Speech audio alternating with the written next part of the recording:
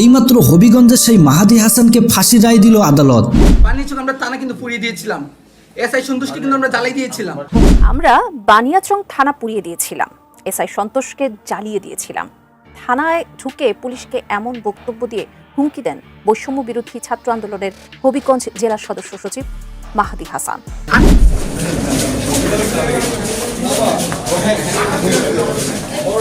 বৈষম্য বিরোধী ছাত্র আন্দোলনের হবিগঞ্জ জেলা শাখার সদস্য সচিব মাহাদি হাসানকে নেওয়া হয়েছে আদালতে। গতকাল সন্ধ্যায় মাহাদিকে শায়েস্তানগর থেকে গ্রেপ্তার করে ডিবি। এই খবরে হবিগঞ্জ সদর মডেল থানা ঘেরাও করেন নেতাকর্মীরা। থানায় ঢুকে আইসিকে যেভাবে গরম দিল এই মাহাদি হাসান, এমনকি পুরো পুলিশকে হুমকি দেয়। তাছাড়া এর আগেও নাকি হবিগঞ্জের থানা পুড়িয়ে দিয়েছিল, এমনকি অনেক পুলিশকে হত্যা করেছিল।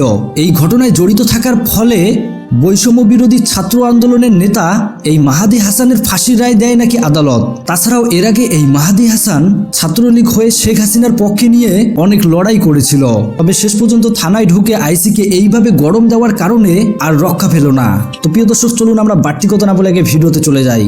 বানিয়াচং আমরা থানা কিন্তু পুড়িয়ে দিয়েছিলাম, এসআই সন্তোষকে কিন্তু আমরা জ্বালাই দিয়েছিলাম। অভ্যুত্থানের পোলা পানি কেন আসে আপনার থানায়, নাকি ওদের ভালো রেসপন্সই করে না? আপনি আমাকে কি বলেছেন যে আন্দোলনকারী তো কি হয়েছে, ও তো ডেভিল বা 23-এর কমিটিতে। ওই কথার মিনিংটা আমি অ্যাকচুয়ালি বুঝি নাই।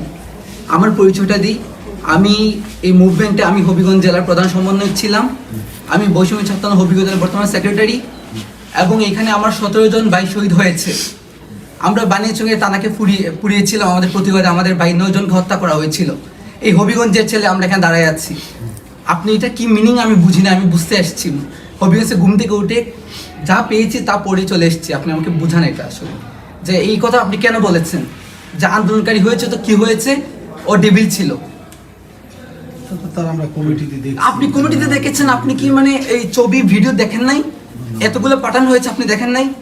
সার্কেল পাঠায় নাই, আমি পাঠাই নাই, পাঠাবার পর তো দেখছি। এর আগে তা আপনি ওদের কি বলেছেন? আপনি জোর করে চালান দিয়ে দেন। আমরা জুলাই অভ্যুত্থানের গভর্নমেন্ট এখানে ফর্ম করছে, আমরাই গভর্নমেন্টকে ফর্ম করেছি। ওই জায়গা থেকে আপনারা আমাদের প্রশাসনের লোক, আপনারা আমাদের ছেলেদেরকে গ্রেফতার করে নিয়ে এসছেন, আবার আপনারা আমাদের সাথে বার্গেনিং করতেছেন এবং বলতেছেন যে আন্দোলনকারী হয়েছে তো কি হয়েছে। আপনাদের ছেলেদের ভাই আমরা এটা এখানে আমি কথা বলতেছি, 17 জন ভাই, আমি জানি না কাদের কি পরিচয়, আমাদের এখানে 17 জন শহীদ হয়েছে। এবং হবিগঞ্জে মোস্ট যেখানে সবচেয়ে ক্রুশাল ইম্পর্টেন্ট আন্দোলন হয়েছে, এটা হবিগঞ্জ এদের মাঝে একটা। বানিয়াচং আমরা থানা কিন্তু পুড়িয়ে দিয়েছিলাম, এসআই সন্তোষকে কিন্তু আমরা জ্বালাই দিয়েছিলাম। আপনি আসছেন, ঠিক আছে, তো ওই জায়গা থেকে কোন সাহসে নিয়ে কথাটা বললাম আমি জানতে চাই আজকে। আমি স্ট্রিক্ট এখানে এসেছি, আমার বলতে হবে আমার বাইকে এখানে গ্রেফতার করা হয়েছে এবং কেন বার্গেনিং করা হলো। আমার এতগুলো ছেলে এখানে কি বাইশে আসছে নাকি? তিনজন গ্রেফতার হয়েছে, মানে জুলাই গণঅভ্যুত্থানে অংশগ্রহণকারী তিনজন গ্রেফতার হয়েছে। আমি না, আপনি বলেছেন এর সাথে কথা বলো। আমি ডেভিল কথা শুনতে চাই না তো। আমি আপনাকে বলেছি ও আমার সাথে আন্দোলন করেছে, সামনে থেকে ফোনে বলেছিলাম, ছবি পাঠিয়েছি। সবাই তুমি দেখো না, আলামিন দেখাইছো না?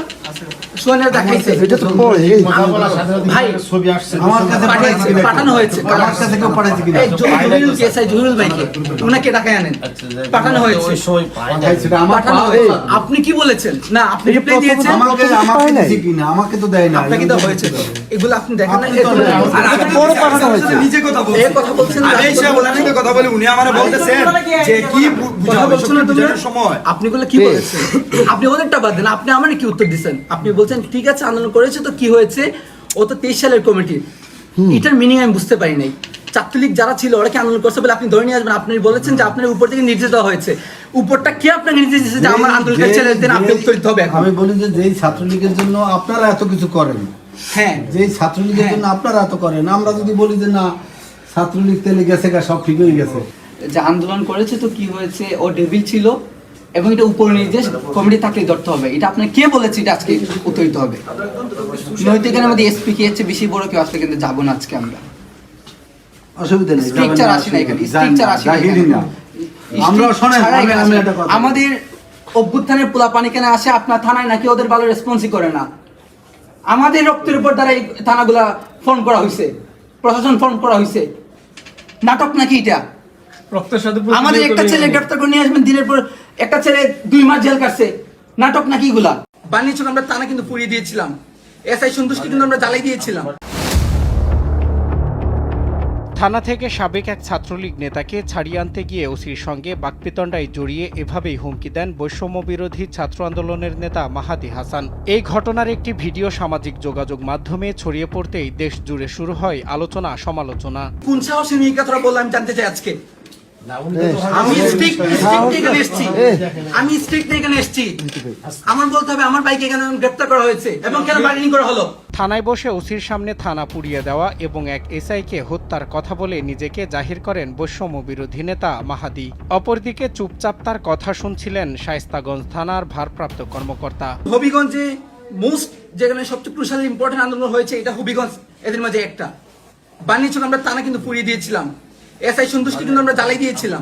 আমার এতগুলো ছেলে এখানে কি বাইশে আসছে নাকি?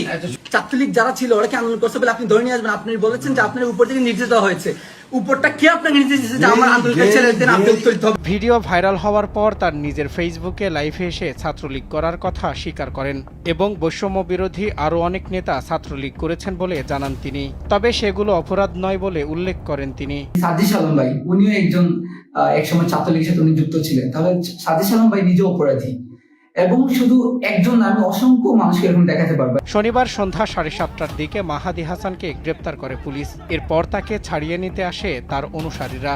কোনো ওয়ারেন্টের কাগজ নাই, কোনো কোর্ট অর্ডার নাই, কোনো কিছু ওনারা দেখালেন না। ওনারা জাস্ট মাহাদিকে উঠাই নিয়ে গেলেন এবং কাউকে একজন ফোন করে বললো অপারেশন ডান স্যার। থানা নিয়ে আইছে, থানার মধ্যে গেছে, ওসি হয়েছে থানার মধ্যে আছে, আমরা ধাক্কাইয়া বাই হয়ে দিছে। অন্য অফিসাররা হয় যে থানার মধ্যে নাই। এর আগে ছড়িয়ে পড়া ভিডিওর এক পর্যায়ে তাকে বলতে শোনা যায়, আমরাই গভর্নমেন্টকে ফর্ম করেছি, ওই জায়গা থেকে আপনারা আমাদের প্রশাসনের লোক, আপনারা আমাদের ছেলেদেরকে গ্রেপ্তার করে এনেছেন, আবার আপনি আমাদের সঙ্গে বার্গেনিং করছেন। আমাদের অভ্যুত্থানের পোলা পানি কেন আসে আপনার থানায় নাকি ওদের ভালো রেসপন্সই করে না? আমরা জুলাই অভ্যুত্থানের গভর্নমেন্ট এখানে ফর্ম করছে, আমরাই গভর্নমেন্টকে ফর্ম করেছি। ওই জায়গা থেকে আপনারা আমাদের প্রশাসনের লোক, আপনারা আমাদের ছেলেদেরকে গ্রেফতার করে নিয়ে এসেছেন, আবার আপনারা আমাদের সাথে বার্গেনিং করতেছেন। বানিয়াচং বাংলাদেশের যে গ্রামগুলো আছে এর মধ্যে খুবই বড় একটা এলাকা হচ্ছে বানিয়াচং। তো সেই বানিয়াচং এ 5ই আগস্টে ঘটেছিল এক বিরল ঘটনা। এ নিয়ে বিবিসি বাংলা 26শে জুলাই 2025 তারা একটা প্রতিবেদন করেছিল যে কেন বেছে বেছে বানিয়াচং থানা থেকে সেদিন এসআই সন্তোষ শর্মাকে বেছে নেওয়া হয়েছিল। ঘটনার প্রেক্ষাপট হচ্ছে ওই দিন আপনার 5ই আগস্ট সরকার পতনের দিন বানিয়াচংয়ে পুলিশের গুলিতে 8 জন নিহত হয়েছিল থানা ঘেরাওয়ের পর। তো এক পর্যায়ে এসে সে বানিয়াচং থানা সহ বাহির থেকে যারা সাপোর্টিং স্ট্রাইকিং ফোর্স ছিল তাদের মধ্যে 50 জনকে এই থানায় অবরুদ্ধ করে রাখা হয়।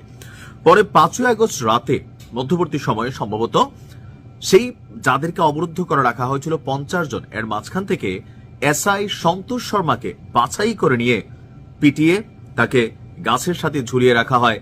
আর আজকে যিনি এই বক্তব্য দিলেন তিনি হচ্ছেন সেই ঘটনার নায়ক, কারণ তিনি নিজেই স্বীকারোক্তি দিয়েছেন। এখন আসলে কেন ওসি সাহেবের সাথে ঝামেলার সূত্রপাত কিন্তু ছাত্রলীগকে নিয়ে। অর্থাৎ আমরা যদি স্থানীয় গণমাধ্যম বা জনগণ যারা আছেন তাদের মতামত দিয়ে শুনি, থানা থেকে এনামুল হাসান নয়ন এই নামের এক যুবককে ছাড়িয়ে আনতে গিয়ে ওসির সঙ্গে বৈষম্য বিরোধী ছাত্র আন্দোলনের হবিগঞ্জ জেলা শাখার যিনি সাধারণ সম্পাদক আছেন মাহাদি হাসান তারই বাকবিতণ্ডার ভিডিও দেখেছেন। এখন যাকে ছাড়াতে গেছেন এনামুল হাসান নয়ন, তিনি আসলে কে? স্থানীয় সূত্রগুলো বলছে যে এনামুল হাসান নয়ন হচ্ছেন শায়েস্তাগঞ্জ ইউনিয়ন ছাত্রলীগের সহসভাপতি ছিল। অর্থাৎ পুলিশ যাকে আজকে আটক করেছে তার পদ পরিচয় হচ্ছে তিনি শায়েস্তাগঞ্জ ইউনিয়ন ছাত্রলীগের সহসভাপতি। তাকে ছাড়াইতে গেছে কে? বৈষম্য বিরোধী ছাত্র আন্দোলনের হবিগঞ্জ থানার যিনি এই নেতা আছেন। তো কেন গেলেন? টোটাল ভিডিওটা অ্যানালিসিস করার পরে আমরা যতটুকু সিদ্ধান্তে উপনীত হতে পারলাম যে মাহাদির বক্তব্য যে এনামুল হাসান নয়ন তিনি কমিটিতে ছিলেন। সাম্প্রতিক সময়ে বাহিরে ইউনূস সরকার অনেক কথা বললেও বাংলাদেশে আওয়ামী লীগ, যুবলীগ, ছাত্রলীগের বিরুদ্ধে ধরপাকড় চলছে।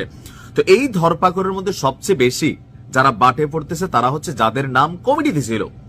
এখন নাম কমিটিতে থাকা আর অপরাধী হওয়া দুই জিনিস।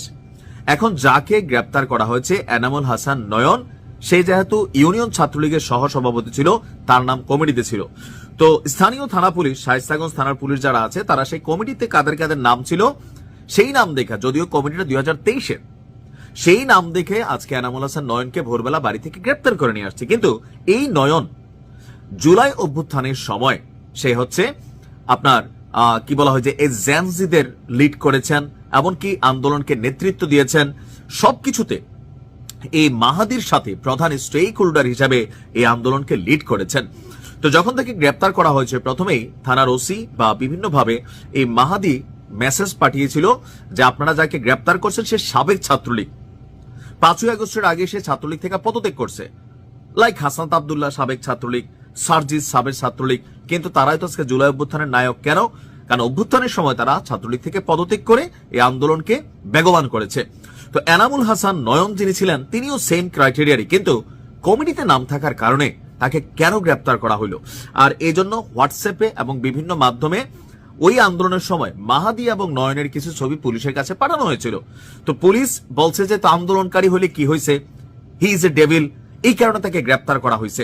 কিন্তু যখন মাহাদি আসছে তখন আমরা দেখছি পুলিশের মধ্যে একটা অদ্ভুত ভয়ে কাজ করে গেছে।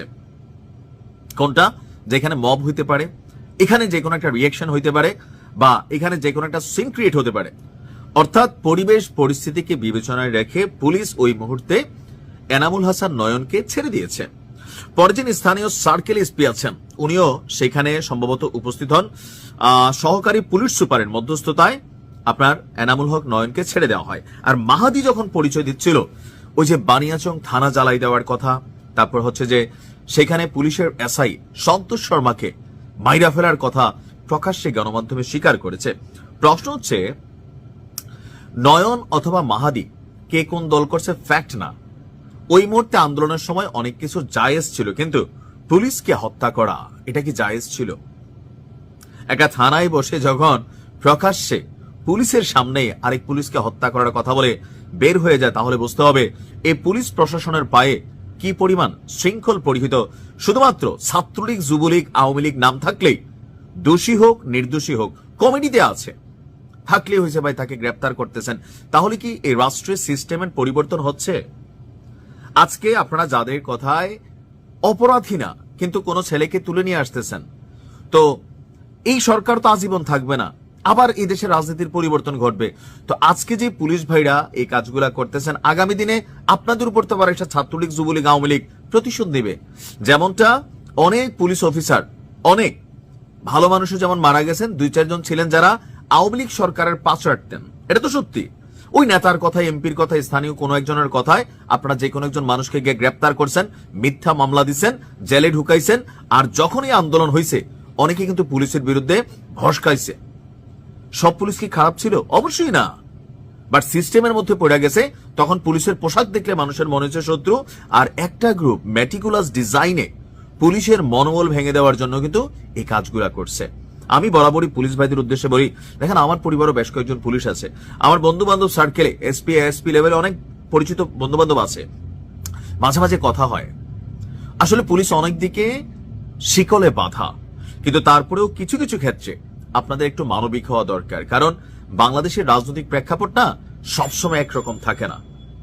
আপনারা যেটা রাষ্ট্রের জন্য কল্যাণকর, যেটা ভালো সেটা করবেন। খামাখা কাউকে আওয়ামী লীগ, যুবলীগ, ছাত্রলীগ হয়েছে, একজন উপর থেকে অর্ডার দিছে, তো যিনি উপর থেকে অর্ডার দিছে ওনার তো ভাই কোনো ঝামেলা হয় নাই। এই আন্দোলনে মারা গেছে কে? সাধারণ পুলিশরা, এসআইরা, গরিব ঘরের ছেলে সবাই। তবে আমার মনে হয় এই মাহাদির বিরুদ্ধে ব্যবস্থা নিতে হবে, কারণ সে প্রকাশ্যে তার অপরাধ স্বীকার করে গেছে। পুলিশ কমিউনিটিতে তাকে নিয়ে ক্ষোভ চুরি হয়েছে এবং অবশ্যই তাকে আইনের আওতায় আনতে হবে। তার আন্দোলনের জায়গাটা একটা, কিন্তু আপনি একজনকে মাইরা ফেলছেন, একটা থানা পোড়াই দিচ্ছেন, প্রকাশ্যে বলবেন আর পুলিশ কোনো ব্যবস্থা নিবে না, এটাও আইনের দুর্বলতা তৈরি হবে। ভালো থাকুন বন্ধুরা, এতক্ষণ থেকে পুরো ভিডিওটি প্রথম থেকে শেষ পর্যন্ত দেখার জন্য আপনাদেরকে অসংখ্য ধন্যবাদ। পুরো ভিডিওতে দেখতেই পেলেন হবিগঞ্জের এই মাহাদি হাসান থানায় ঢুকে কিভাবে আইসিকে চড়া মেজাজে হুমকি দিল, তাছাড়াও থানা পুড়িয়ে দেওয়ার হুমকি দিয়েছে, পুলিশকে হত্যা করার হুমকি দিয়েছে। এর আগে নাকি পুলিশকে হত্যাও করেছে থানা পুড়িয়ে। মানে কত ছোট্ট একটা ছেলে, তার পাওয়ার দেখছেন? তো পুরো ভিডিও দেখার পর আপনাদের মতামত আপনারা অবশ্যই কমেন্ট করে জানাবেন, পারলে ভিডিওটি শেয়ার করে দেবেন। আল্লাহ হাফেজ।